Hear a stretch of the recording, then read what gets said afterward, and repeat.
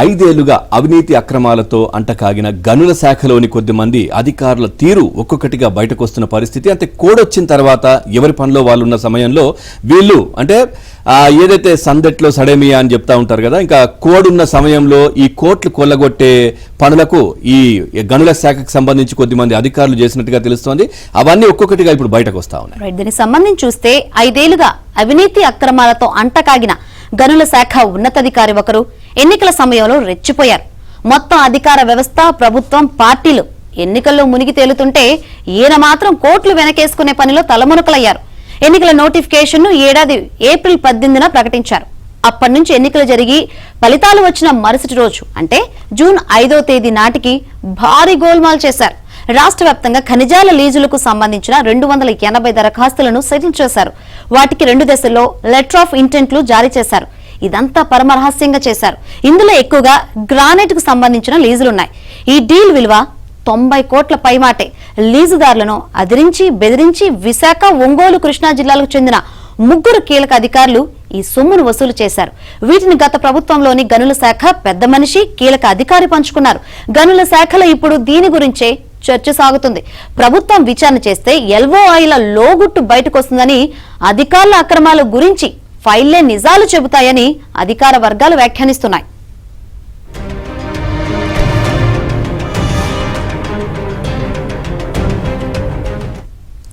గనుల శాఖలో దాదాపు 300కు పైగా ఖనిజాల లీజు రెన్యువల్, గ్రాంట్లు, అనుమతుల ఫైళ్లు గతేడాది కాలంగా పెండింగ్ లో పెట్టారు. ఎన్నికల షెడ్యూల్ వచ్చేదాకా వాటిని సెటిల్ చేయలేదు. ఎన్నికల సమయంలో కమిషన్ వాటాను పెంచి ఇస్తారా చస్తారా అన్న ధోరణిలో సెటిల్మెంట్ చేసినట్లు తెలిసింది. ఇక ఎన్నికల షెడ్యూల్ వచ్చాక ఏప్రిల్ 18వ తేదీన 190 దరఖాస్తులను పాత తేదీలతో ఆమోదించినట్లు తెలిసింది. మార్చి 13, 14, 15 తేదీలతో ఆ లీజులకు రెన్యువల్, గ్రాంట్లు, అనుమతులు ఇచ్చినట్లుగా సమాచారం.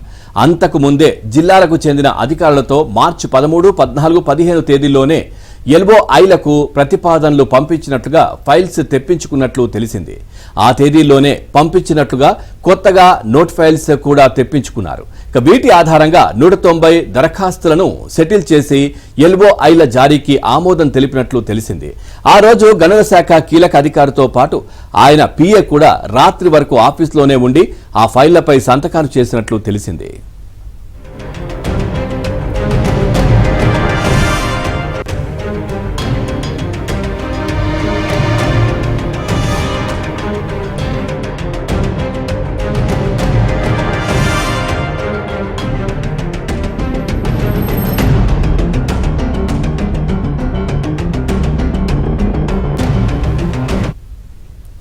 జూన్ 4న ఎన్నికల ఫలితాలు వచ్చాయి.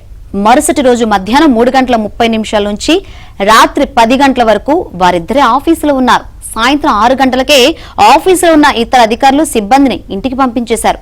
ఆ తర్వాత 90 ఎల్ఓఐల జారీకి సంబంధించిన ఫైళ్లపై ఆ అధికారి సంతకాలు చేశారని తెలిసింది.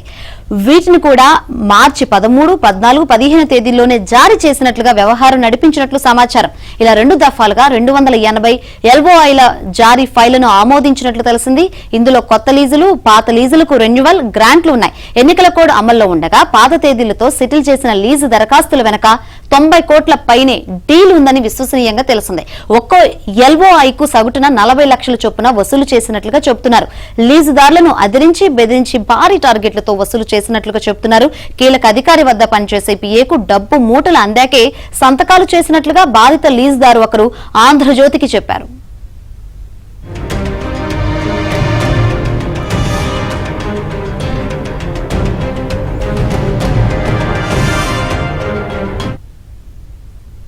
ఇక డబ్బు సంచులు సదరు అధికారి పిఏకు అందకముందు మరో 5గురు తెర వెనక వ్యవహారాన్ని నడిపించినట్టుగా తెలుస్తోంది. సెటిల్మెంట్ కు ముందు లీజుదారులను ప్రాంతాల వారీగా విశాఖ, ఒంగోలు, కృష్ణా జిల్లాలకు చెందిన 3 కీలక అధికారులు సమావేశపరిచారు. ఇప్పుడు ఎల్ఓఐలు రాకపోతే కొత్త ప్రభుత్వంలో అసలే రావని, మరింత ఇబ్బంది పడతారని బెదిరించినట్టుగా తెలుస్తోంది. ఓవరాల్ గా ఈ అంశానికి సంబంధించి మరింత సమాచారాన్ని మా కరెస్పాండెంట్ ప్రసాద్ అందిస్తారు. ప్రసాద్, పూర్తి డీటెయిల్స్ ఏంటి? పవన్, గనుల శాఖలో మరో చక్కెర దండ వెలుగులోకి వచ్చింది. ఎన్నికలు కూడా అమల్లో ఉన్నప్పుడు అధికారులు పూర్తి స్థాయిలో ఆ నిబంధనల మేరకు పనిచేస్తారని కూడా అందరూ భావిస్తారు. కానీ వైసీపీ ప్రభుత్వం వచ్చిన తర్వాత రాజకీయ నాయకులకు ప్రజాప్రతినిధులు అవినీతి పోటీగా కొంతమంది అధికారులు కూడా అదే స్థాయిలో అవినీతి దందాలు పాల్పడ్డారు. ఎక్కడికి కమిషన్లకు కక్కుతుబడి ఇష్టానుసారంగా నిబంధనలకు విరుద్ధంగా వ్యవహరిస్తూ అడ్డగోలుగా అనుమతులు కూడా ఇచ్చిన పరిస్థితి మనం చూసాము. నాయకులు తింటంగా లేని మనం ఎందుకు తినకూడదు అనే భావనలోకి వచ్చినట్టు కూడా మనకు కనిపిస్తోంది. ఇదే పద్ధతిలో ఇదివరకు ఎన్నికలు కూడా వచ్చిన తర్వాత కూడా ప్రభుత్వ వ్యవస్థ ఆ పూర్తి పనిచేయకుండా ఎన్నికల కమిషన్ ఆధీనంలో పనిచేయాల్సి వచ్చినప్పటికీ కూడా ఒక కీలక అధికారి మాత్రం గనుల శాఖలో అడ్డగోలుగా వ్యవహరిస్తున్నట్టు తెలుస్తా ఉంది. దాదాపు ఎన్నికల కోడ్ వచ్చిన దగ్గర నుంచి ఎన్నికల ఫలితాలు వచ్చిన మరుసటి రోజు వరకు కూడా 190 సంతకాలు చేయడంతో పాటు కొన్ని కోట్ల రూపాయలు వసూలు చేసినట్టు కూడా చెప్తా ఉంది. దీనికి సంబంధించి ఇప్పటికే ఆంధ్రజ్యోతికి ఏబిఎన్ సమాచారం ప్రకారం 90 కోట్ల వరకు ఆ లీడ్దారు నుంచి ఈ నెల రోజుల్లోనే మొత్తం వసూలు చేసినట్టు కూడా తెలుస్తా ఉంది. అంతేకాకుండా వీటి నుంచి ఏదైతే ఒప్పందాలు జరిగాయి చీకటి ఒప్పందాలకు సంబంధించి పనులు కూడా పూర్తి చేసే విధంగా ఆ అర్ధరాత్రి కూడా ఆఫీసులో ఉండి చివరికి ఎన్నికల ఫలితాలు జూన్ 4వ తారీఖు వస్తే ఆ రోజు జూన్ 5వ తారీఖు కూడా మొత్తం తేదీలు మార్చి ఇష్టాంతర సంతకాలు పెట్టి అన్నింటినీ కూడా ఓకే చేసినట్టు కూడా తెలుస్తా ఉంది. దీనికి సంబంధించి ఆ అధికారులు కూడా చాలా మంది సిబ్బంది కూడా బెదిరించడంతో పాటు ఎవరైతే లీడ్దారులు ఉన్నారో వాళ్ళందరూ కూడా భవిష్యత్తులో తీవ్ర ఇబ్బందులు పడతారని కూడా హెచ్చరించి మరి ఈ డబ్బులు ముడుపులు అందుకున్నట్టు కూడా తెలుస్తా ఉంది. ఈ అంశాలపై ఇప్పటికే విచారణ కూడా జరుగుతా ఉంది. విచారణ అధికారులు కూడా ఈ అధికారులు చేసిన అవినీతి చూసి ఆశ్చర్యపోతున్న పరిస్థితి. ఎందుకంటే ఈ స్థాయిలో ఇప్పుడు ఎన్నికలు ఉన్న సమయంలో ఇంత కీలకంగా ఉంది అధికారులు ఎన్ని స్థాయి సిబ్బంది కావచ్చు కొన్ని స్థాయి అధికారులు కూడా ఆదేశాలు ఇచ్చి పూర్తి స్థాయిలో పనిచేసాలు చేయాల్సిన వ్యక్తే ఈ రోజు ఇంత అడ్డగోలుగా దోచుకున్న వైరం చూసి ఆశ్చర్యపోతున్నారు. ఇంకా చదివే కొద్దీ అవినీతి వాస్తవాలు మరిన్ని ఎల్లోకి వస్తాయని కూడా దర్యాప్తు అధికారులు చెప్తా ఉన్నారు. దీనికి సంబంధించి త్వరలోనే అన్ని స్థాయిలు విచారణ చేసి ఇంకా ఎవరెవరి పాత్ర ఉంది ఎంతవరకు ఉంది అదే ఇతను ఈ కోర్టులు దోచుకుని దీని తర్వాత దీని ప్రమేయం సంబంధించి అలాగే వీరి కనుక ఇంకా ఎవరైనా పాత్ర ఉందన్న అంశాలపై కూడా ఇప్పటికే విచారణ అయితే చాలా లోతుగా చేస్తున్నట్టు కూడా తెలుస్తా ఉంది.